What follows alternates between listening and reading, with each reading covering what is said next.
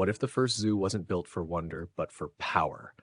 Before iron bars and ticket booths, before children pressed their faces to glass, there was a different kind of collection. Imagine dawn breaking over the Nile. The air is cool, scented with water and stone. Priests move in silence, guards stand watch, and behind high mud brick walls something stirs, something not meant to be here. Ancient Egypt was a land obsessed with order, the flooding of the Nile, the rising of the sun, the balance between gods and humans. But beyond the temples and tombs, Egyptian rulers began gathering living symbols of chaos and dominance. Exotic animals brought from the edges of the known world. Lions from Nubia, leopards from the southern forests, baboons, cheetahs, antelopes, even giraffes, creatures that ordinary people would never see in a lifetime. These were not pets. They were proof. Proof that the pharaoh's reach extended beyond borders. Proof that even the wild could be subdued.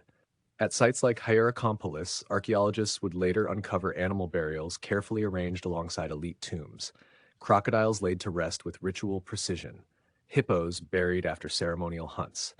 These animals were fed, housed, and displayed within palace complexes, early zoological collections designed not for education, but for awe. Here's the twist.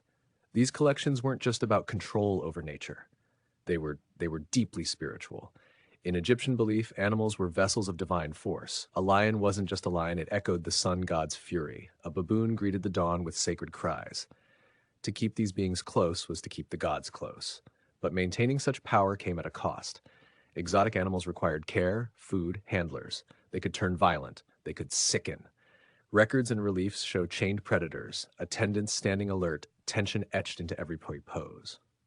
These were living displays balanced on a knife's edge between reverence and danger. And that tension is what makes this story feel so modern.